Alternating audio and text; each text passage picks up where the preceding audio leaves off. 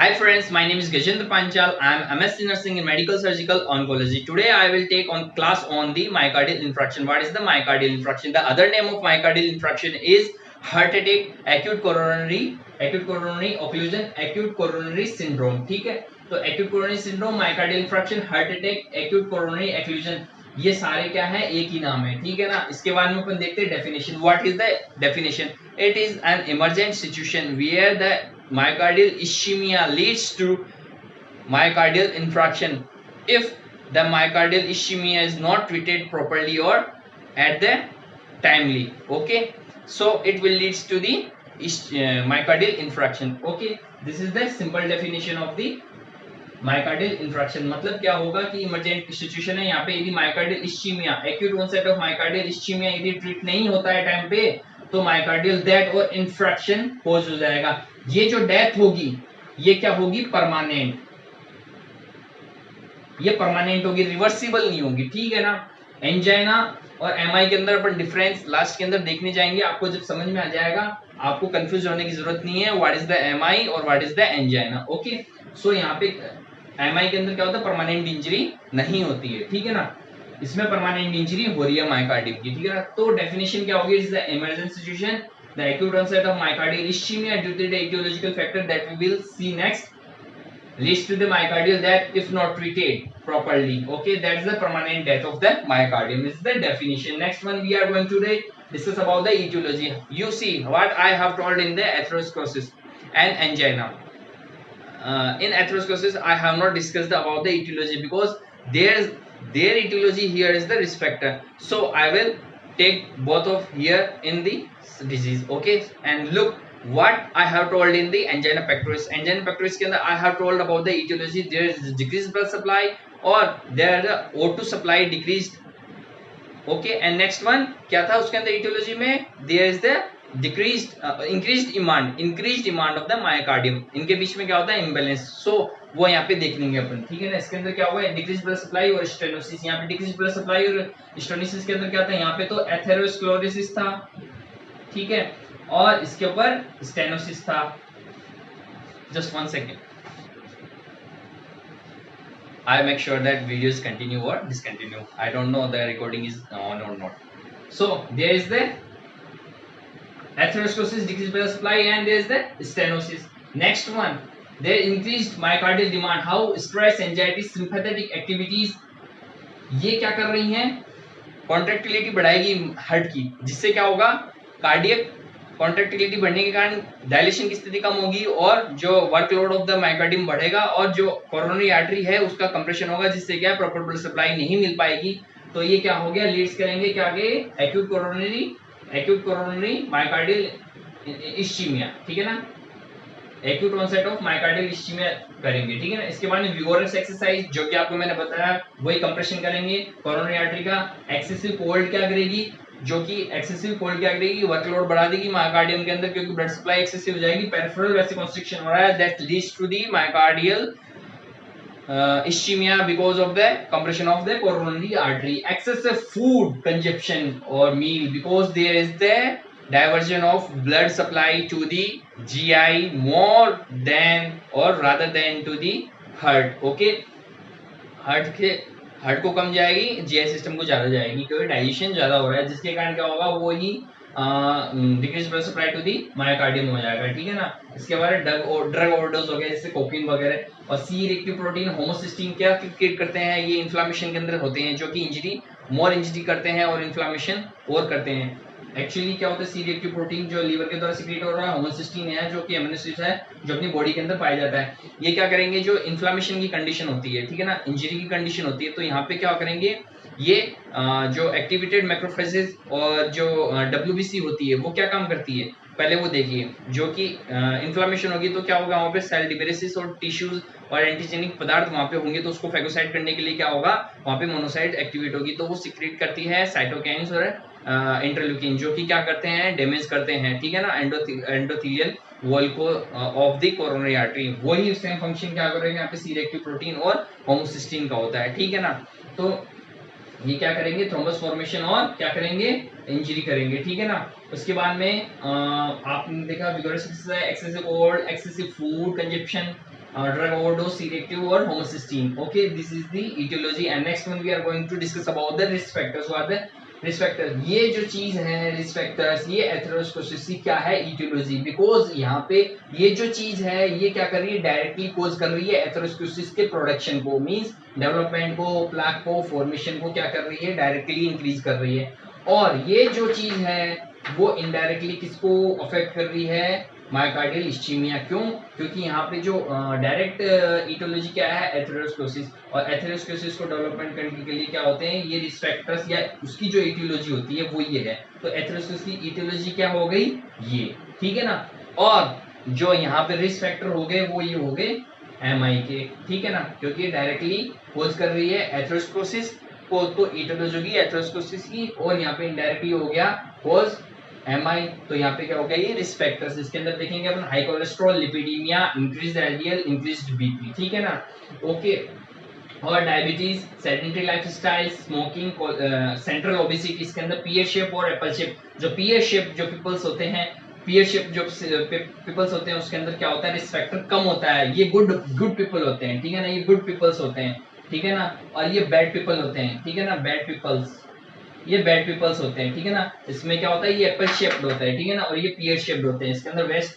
ठीक है ना, ये आप देख सकते हैं इसके अंदर शेप क्या होती है. ठीक है ना.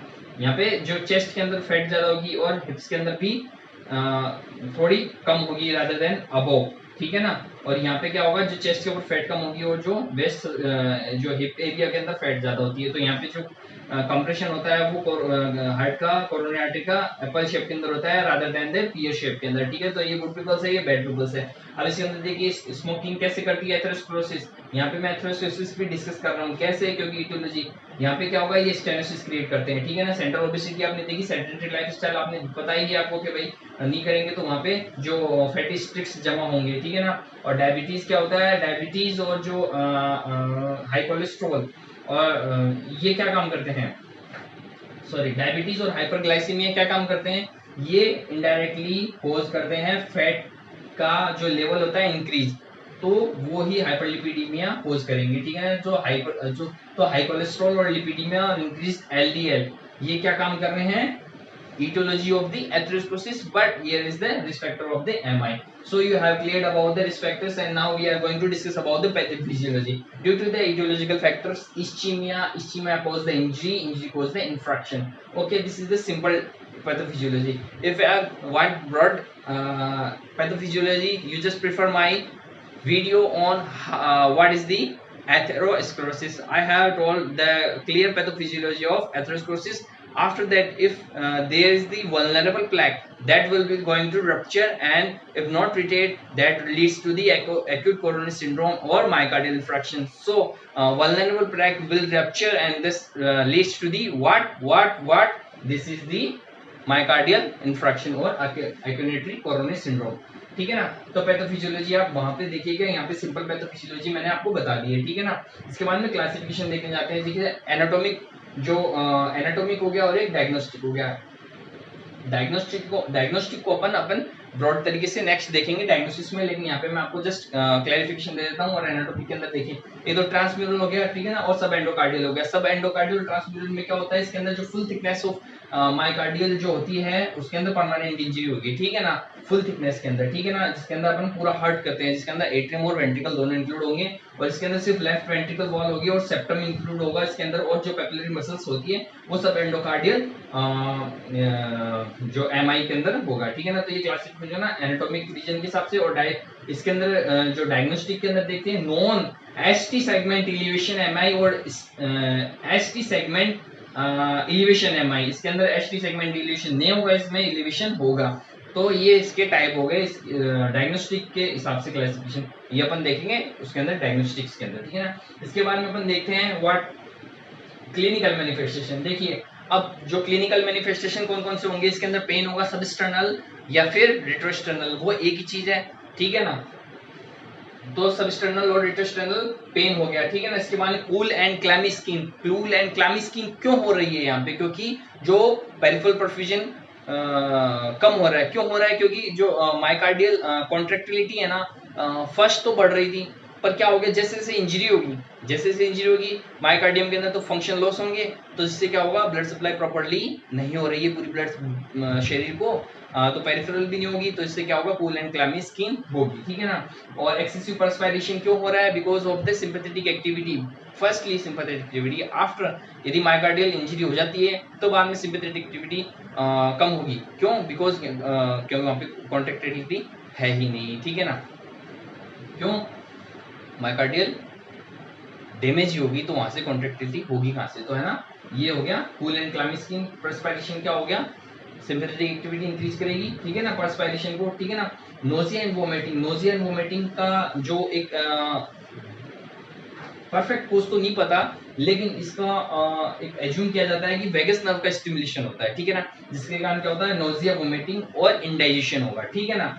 इसके बाद में डिसरिथमिया क्यों होगा, डिसरिथमिया इसलिए होगा क्योंकि मायोकार्डियम डैमेज हो रही है, तो वहां पे जो कंडक्शन सिस्टम होता है उसका क्या होगा, इम्बैलेंस हो जाएगा, तो क्या होगा, irregularity of the heart beat हो जाएगी, irregularity heart beat known as dysrhythmia. Okay, so इसके बाद में अपन देखिए परस्पायरेशन, आपको मैंने बताया दिया, dyspnoea shortness of breath, difficulty in breath क्यों हो रहा है, क्योंकि इसके पेन हो रहा है, ठीक है ना। और डिक्रीज्ड बीपी, पहले बीपी इंक्रीज हो रहा था सिंपैथेटिक एक्टिविटी के कारण, ठीक है, लेकिन वहां पे जैसे मायोकार्डियल डैमेज होने लग गया, ठीक है ना, जो फर्दर डैमेज हो गया, इसके बाद में अपन रीजन देखेंगे, ठीक है ना। Reasons, REGIONS, reasons not reason, ठीक है ना, रीजन्स देखेंगे, इसके अंदर आपको समझ में आएगा। इसके अंदर जो इश्चीमिया होगा, इंजरी होगी, और फिर नेक्रोसिस का जोन ऑफ नेक्रोसिस होगा। तो डिक्रीज बीपी क्या हो गया यहाँ पे, क्योंकि मायोकार्डियल डैमेज हो रहा है, ठीक है ना, तो कॉन्ट्रैक्टिलिटी है ही नहीं, ठीक है ना। और सेंट्रल साइनोसिस के अंदर क्या होगा, जैसे आंख वगैरह के अंदर, और जो फेशियल और जो लिप्स के ऊपर क्या होगा, साइनोसिस होगा, जो bluish discolouration of the skin, eye और लिप्स, ओके, सॉरी लिप्स और जो ये आईज के अंदर, ठीक है ना।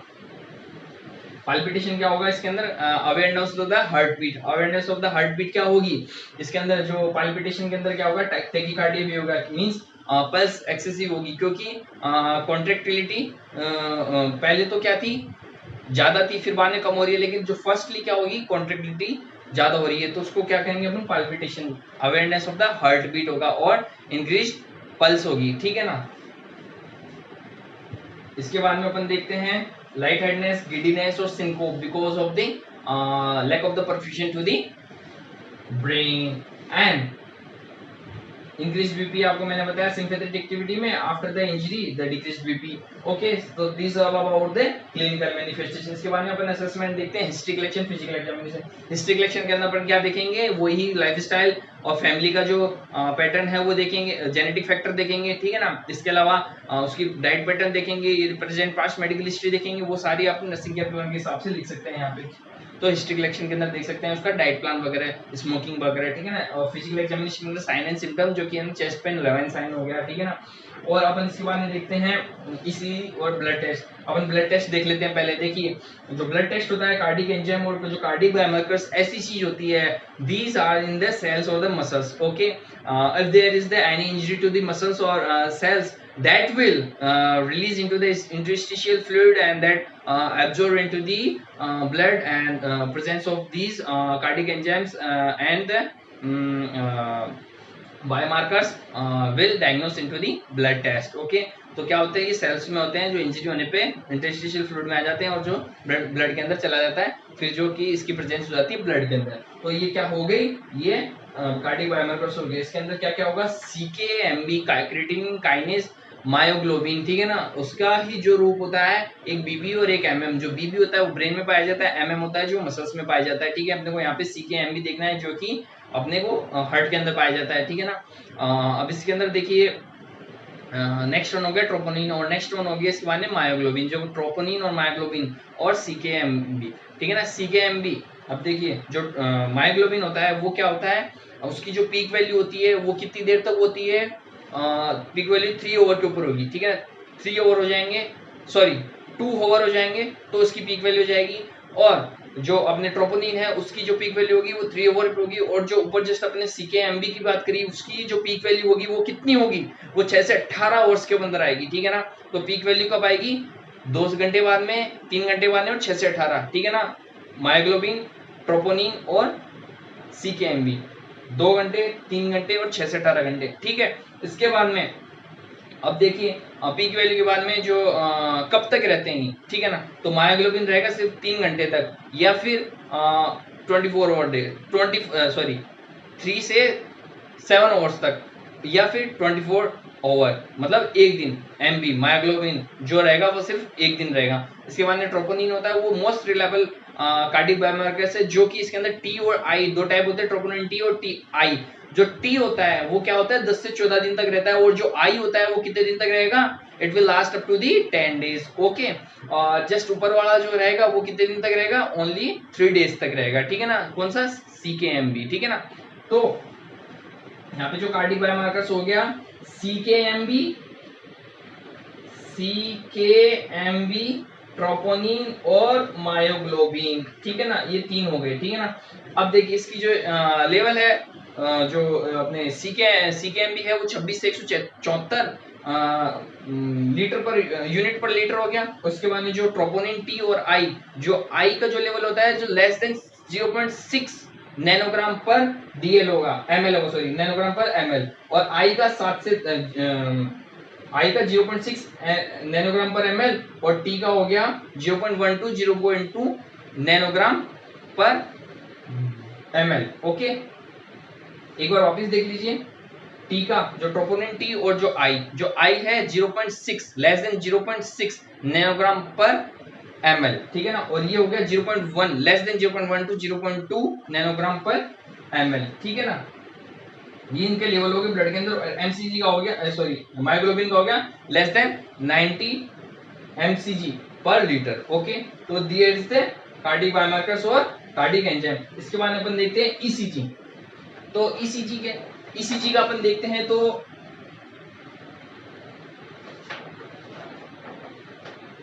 ईसीजी का अपन देखने जाते हैं।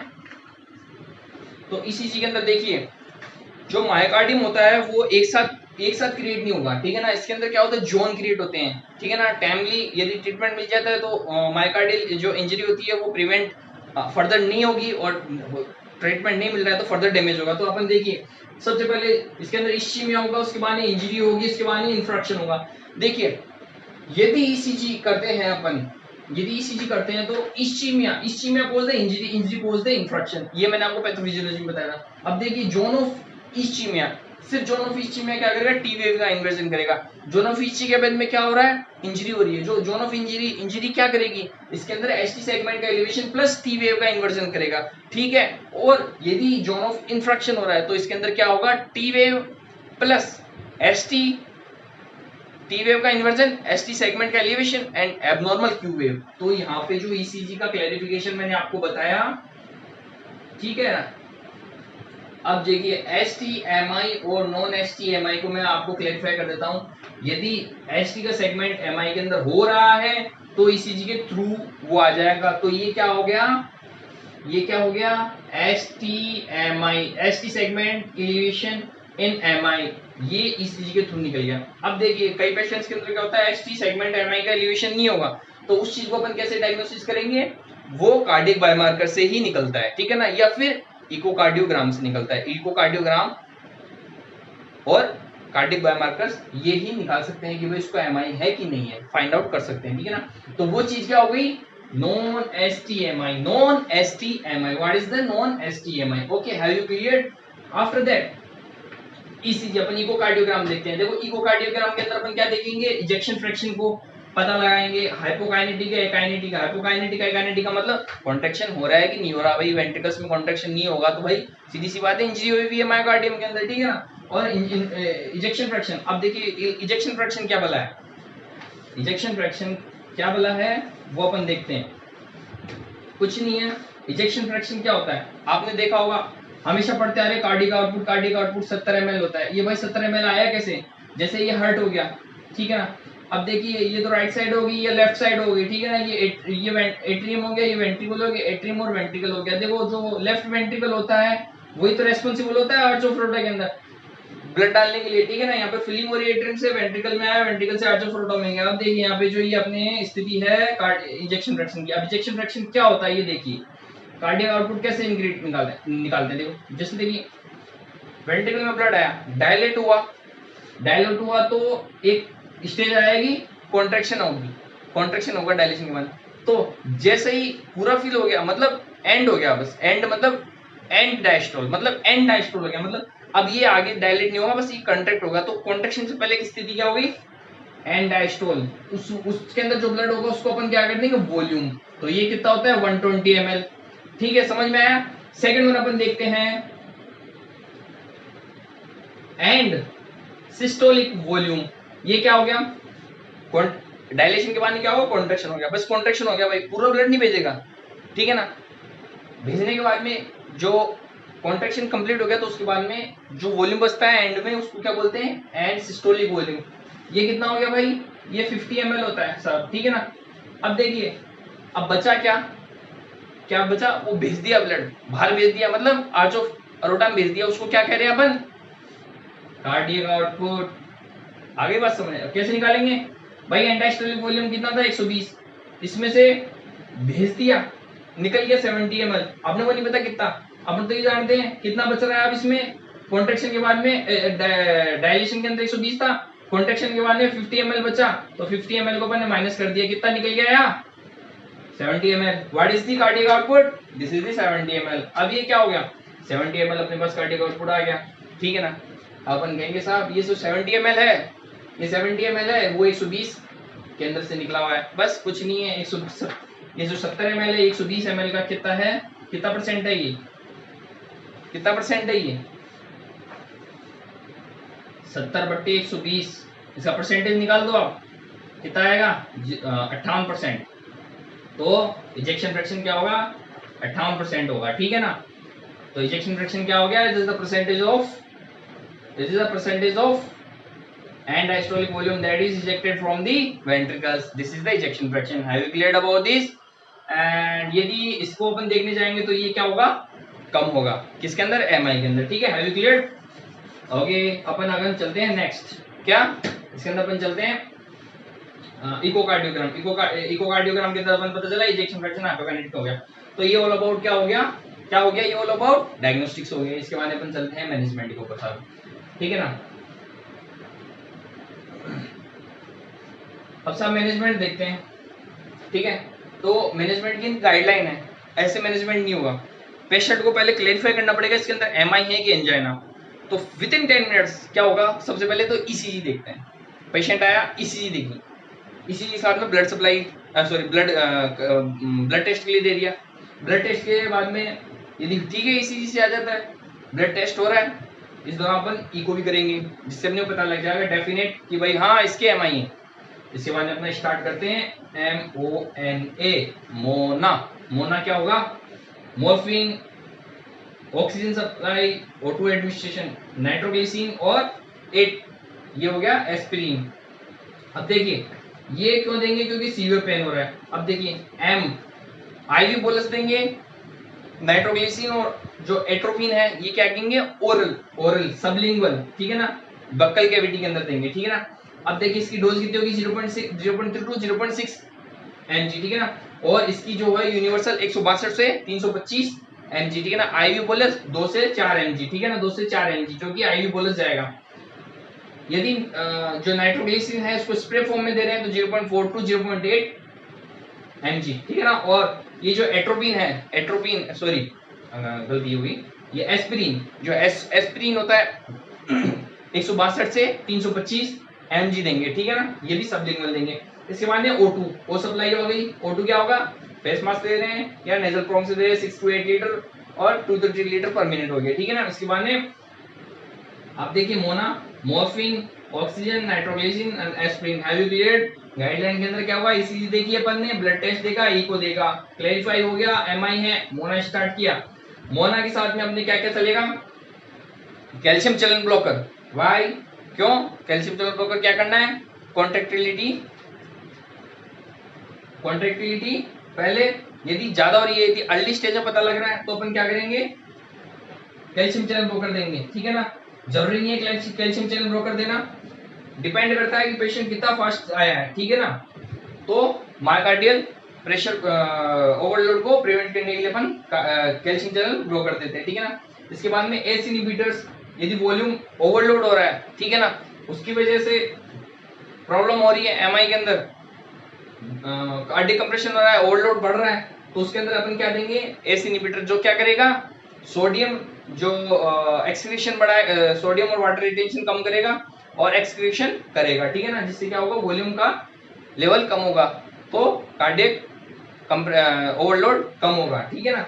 और एंटी डिसरिथमिक ये क्यों दे रहे हैं, क्योंकि भाई कार्डिक जो अपने irregularity of the heart beat क्यों हो रही है, क्योंकि कार्डिक कंडक्शन सिस्टम बिगड़ गया। किस लिए बिगड़ गया था, क्योंकि भाई इंजरी होगी मायोकार्डियम में, तो वो एट्रोपिन और जो डिजॉक्सिन और डोबुटामाइन देंगे अपन, ठीक है ना। इसके बाद अपन देंगे बीटा ब्लॉकर्स, ठीक है ना, जो वही क्या करते हैं, ये कार्डियक कॉन्ट्रैक्टिलिटी को या फिर ओवरलोड को कम करते हैं, ठीक है ना। तो ये चीज all about the medications about, ठीक है ना। इसके बाद अपन देखते हैं कॉम्प्लिकेशंस। अब देखिए कॉम्प्लिकेशन में क्या होगा, atrial ventricular fibrillation, that we will be discussing in separately with full disease, okay. इसके बाद ड्रेसलेस सिंड्रोम। ड्रेसलेस सिंड्रोम में क्या होता है, पेरिकार्डाइटिस हो गया, है ना, और इसके साथ में प्लूरल इफ्यूजन, ठीक है ना, और पेरिकार्डियल इफ्यूजन होगा। यदि तीनों चीज उपस्थित है, सिंगल सिंगल भी हो सकती है, लेकिन यदि तीनों एक साथ उपस्थित हो गई, भाई इफ्यूजन दोनों में हो गया, पेरिकार्डियम में भी हो गया और अपने लंग्स में भी हो गया, इसके साथ में पेरिकार्डाइटिस भी हो गया, इन्फ्लेमेशन भी हो गई, ठीक है ना, पेरिकार्डाइटिस, ठीक है ना। तो इस चीज को अपन क्या कहेंगे, ड्रेसलेस सिंड्रोम कह देंगे, ठीक है ना।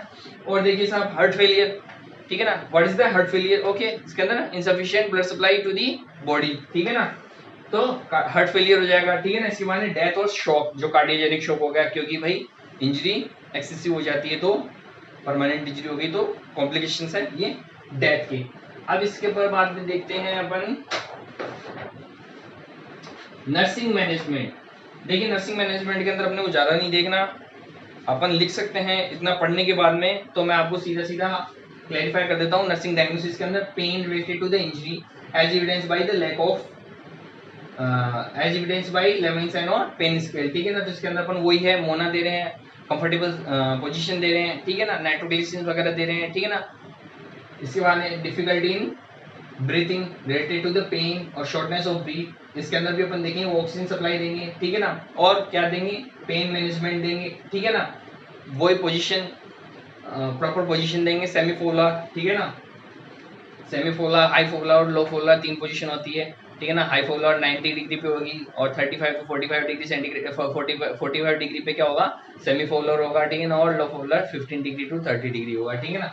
Ineffective tissue perfusion, because myocardial damage हो गया तो प्रॉपर ब्लड सप्लाई नहीं हो रही है, तो उसके लिए अपन पोजीशन चेंज करेंगे, ठीक है ना, और मसाज करेंगे, ठीक है ना, और उसको पेशेंट को वॉकिंग के लिए कहेंगे, ठीक है ना। तो टिश्यू परफ्यूजन हो जाएगा इससे, ठीक है ना। इसके बाद डिसलिथीमिया के लिए अपन ड्रग्स देंगे, ठीक है ना, ड्रग्स देंगे, ठीक है ना।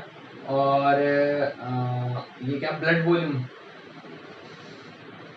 Sorry fluid volume, fluid volume deficit क्यों हो रहा है, बिकॉज नोजिया और वोमिटिंग हो रही है, ठीक है ना, नोजिया वोमिटिंग हो रही है, तो उसके अंदर और साथ में अपन एसी इनहिबिटर भी दे रहे हैं, तो जिससे क्या हो रहा है, वो जो सोडियम और वाटर रिटेंशन को कम कर रहा है, तो इसके लिए अपन क्या करेंगे, आईवी थेरेपी दे सकते हैं, ठीक है ना। और उसके बाद में प्रॉपर हाइड्रेशन दे सकते हैं after the stabilisation of the patient, okay.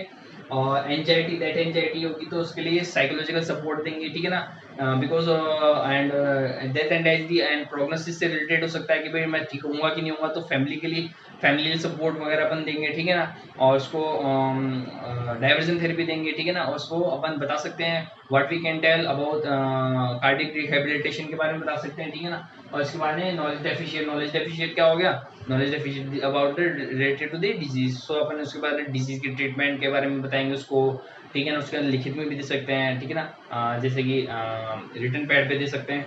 तो ये जो नॉलेज डेफिशिएट अपन दूर कर सकते हैं, तो अपन इतना लिख सकते हैं what is the nursing diagnosis, so this is the nursing diagnosis. इसके बाद अपन चलते हैं साहब कार्डियक रिहेबिलिटेशन के अंदर। तो देखिए जो इंजरी होती है वो परमानेंट हो जाती है, ठीक है ना, परमानेंट होने के बाद में क्या होता है, सिर्फ है ना रिहेबिलिटेशन होता है, उसको उसी के साथ जीना पड़ता है, जो भी अपनी इंजरी होगी तो वो रिवर्सिबल नहीं होती, उसके अंदर लाइफ स्टाइल चेंजेस हो गया, सोशल सपोर्ट हो गया, स्ट्रेस मैनेजमेंट हो गया, और एक्सरसाइज जो रेगुलर हो गया, फॉलोअप केयर हो गया, नाइट्रोग्लिसरीन साथ में लेके चल लेंगे, ठीक है ना। उसके बाद फॉलोअप जो ईसीजी प्रॉपर्ली टाइम पे करानी है, फॉलोअप केयर मतलब डॉक्टर्स के पास प्रॉपर जो अपनी दिक्कत है, जो भी कंप्लेंट्स है उसको प्रॉपर्ली अपने को रिसॉल्व करना है, ठीक है ना। और स्ट्रेस है, एंजाइटी वगैरह नहीं लेनी है, एक्सेसिव एक्सरसाइज वगैरह नहीं करनी है, ठीक है ना, योगा अपन सजेस्ट कर सकते हैं, ठीक है ना। इसके बाद में अपन देखते हैं difference between the atherosclerosis, angina and MI. देखिए एथेरोस्क्लेरोसिस के अंदर क्या होगा, देखिए ब्लड सप्लाई, ब्लड वेसल्स है, इसके अंदर जो प्लेक फॉर्मेशन हुआ, ठीक है ना, ये जो प्लेक होगा ना वो थोड़ा सा होगा, जिससे क्या होगा, सिर्फ ब्लड सप्लाई जाएगी, तो ये एथेरोस्क्लेरोसिस हो गया। ये क्या हो गया, एथेरोस्क्लेरोसिस। एंजाइना में क्या होता है, ये एथेरोस्क्लेरोसिस क्या होता है, नैरो कर देता है ब्लड वेसल्स को, ब्लड अभी भी जाएगा लेकिन कम जाएगा, ठीक है ना, इससे पेन क्रिएट हो सकता है, ठीक है ना। यदि ये वल्नरेबल रप्चर हो जाएगा तो ये एमआई में हो जाता है। इसके अंदर क्या होता है, यहाँ पे डिपोजिशन ऑफ क्या होता है, थ्रोम्बस फॉर्मेशन हो जाएगा, जिसके अंदर प्लेटलेट एग्रीगेशन हो जाएगा। एक सेकंड, एक है ना जो थ्रोम्बोलाइटिक थेरेपी, मैंने मेडिकेशन के अंदर मेरा छूट गया है, ठीक है ना, इसके अंदर लीव हो गया है, तो अपन देख लेते हैं थ्रोम्बोलाइटिक थेरेपी के अंदर। हाँ, थ्रोम्बोलाइटिक थेरेपी अपन क्यों दे रहे हैं, क्योंकि अपने को वहां पे प्लाक, जो प्लाक होते हैं ना, प्लाक सॉरी थ्रोम्बस, जो ब्लड क्लॉट होता है उसको डिसोल्व करने के लिए थ्रोम्बोलाइटिक थेरेपी चलेगी इसके अंदर, एक्टिवेज, ठीक है ना, और रेटिवेज, ठीक है ना, ये ड्रग्स चलती है, ठीक है ना, थ्रोम्बोलाइटिक थेरेपी के अंदर। It's very important drug, thrombolytic therapy अपन इसी में ही देते हैं, ठीक है ना। एंजाइना में अपन ने नहीं दी, एथेरोस्क्लेरोसिस में नहीं दी, यहाँ पे क्यों दे रहे थ्रोम्बोलाइटिक थेरेपी, बिकॉज यहाँ पे थ्रोम्बस फॉर्मेशन हो गया, ठीक है ना। तो ये एक पॉइंट रह गया था ड्रग्स के अंदर, तो अपन ने इंक्लूड कर दिया thrombus formation, sorry thrombolytic therapy, okay.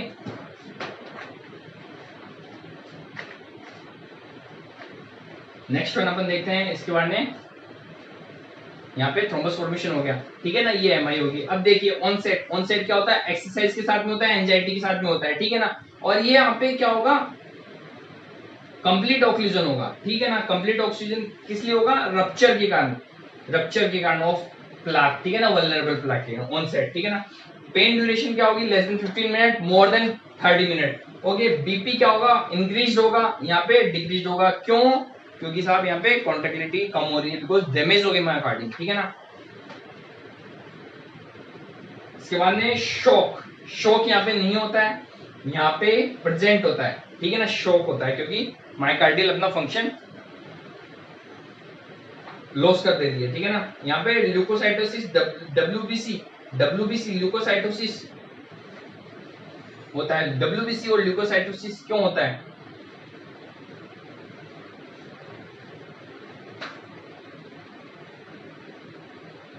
Inflammation, injury, ठीक है ना, इन्फ्लेमेशन और इंजरी।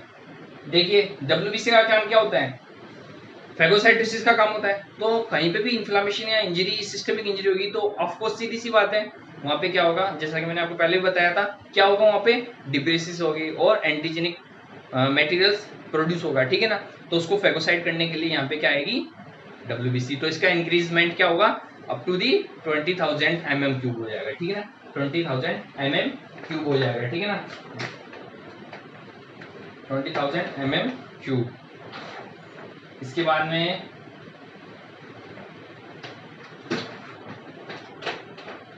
ये अपने डब्ल्यूबीसी रह गया था, ठीक है ना, 20,000 mm³, ये यहाँ पे क्लियर हो गया है, ठीक है। इसके बाद में अपन देखते हैं कार्डियक एंजाइम। तो कार्डियक एंजाइम यहाँ पे एंजाइना में क्या होते हैं, नॉर्मल रहेंगे, और कार्डियक एंजाइम यहाँ पे इलिवेटेड रहेंगे, ठीक है ना, इलिवेटेड रहेंगे, ठीक है ना। एंजाइना में कार्डियक एंजाइम नहीं होते हैं, ठीक है ना, एमआई में ये होते हैं। एंजाइना में कार्डियक एंजाइम टेस्ट कब करते हैं, जब अनस्टेबल एंजाइना होती है, तो उससे देखते हैं कि भाई एमआई अटैक तो नहीं हो गया, इसलिए यहाँ पे अपन cardiac biomarker enzyme test prefer कर सकते हैं, लेकिन एंजाइना में जो नॉर्मल होगी वैल्यूज, ठीक है ना। इसके बाद में जो ईसीजी में देखिए एस डिप्रेशन होगा, टी वेव इन्वर्जन होगा, उसमें क्या होगा, ST elevation, T wave inversion और abnormal Q wave, okay. And the pain relief के लिए क्या होगा, नाइट्रोग्लिसरिन, वहां पे मॉर्फिन देनी पड़ती है, ठीक है ना। और यहाँ पे क्या हो गया, मायोकार्डियम नॉट डैमेज्ड, और यहाँ पे क्या होगा, परमानेंट डैमेज हो गया, मायोकार्डियम का डैमेज हो गया, ठीक है ना। तो this is all about the myocardial infraction, okay. Atherosclerosis समझ में आया आपको, एंजाइना समझ में आया, और मायोकार्डियल इंफ्रैक्शन समझ में आया, तीनों में डिफरेंस पता चल गया। एथेरोस्क्लेरोसिस तो छोटा सा है कि भाई इसके अंदर जो प्लाई फॉर्मेशन होगा, ब्लड सप्लाई कम हो रही है, ठीक है ना, जो लीड्स करती है एंजाइना, ठीक है ना। इसके अंदर तो सिर्फ एथेरोस्क्लेरोसिस डेवलपमेंट और ईटियोलॉजी, तो पैथो इसके ऊपर एक वीडियो बनाई हुई है मेरी पैथोफिजियोलॉजी पे, और जो इसके जो रिस्क फैक्टर्स सॉरी ईटियोलॉजी है वो मैंने यहाँ डिस्कस कर दी इस डिजीज में। इसके बाद अपन एंजाइना और एमआई के अंदर चलते हैं। जो एंजाइना के बारे में आपको मैंने वीडियो डाल रखी है वो आप प्रेफर कर सकते हैं, और एमआई आपको मैंने यहाँ पे बता दिया है। तो this is all about the myocardial infraction. Thank you to watch and be patient. Please like, subscribe and share my videos. Okay, thank you.